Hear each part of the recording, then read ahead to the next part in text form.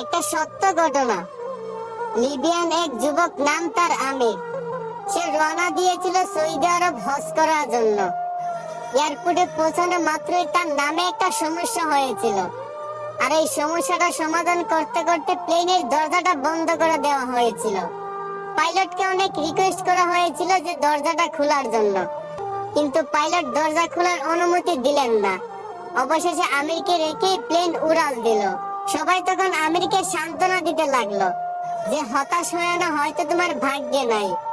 আমির তখন বলল, আমি হতাশ হই নাই, আমি মন থেকে খাঁটি নিয়ত করেছি, অবশ্যই আল্লাহ আমার এই আশা পূরণ করবেন।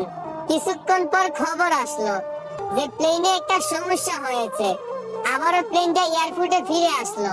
এয়ারপোর্টে আসার পর প্লেনের সমস্যাটা সমাধান করার পর আবারও পাইলটকে রিকোয়েস্ট করা হলো দরজাটা খুলে দেওয়ার জন্য, কিন্তু পাইলট আবারও আমিরকে না নিয়েই প্লেন নিয়ে উড়াল দিল। আবারও সবাই আমিরকে সান্ত্বনা দিতে লাগলো যে হতাশ হয় না, হয়তো তোমার কপালে নাই।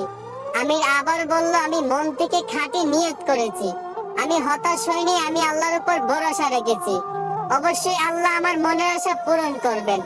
কিছুক্ষণ পর আবার খবর আসলো প্লেনের মধ্যে আবারও একটা সমস্যা দেখা দিয়েছে। প্লেনটা আবারও এয়ারপোর্টে ফিরে আসলো।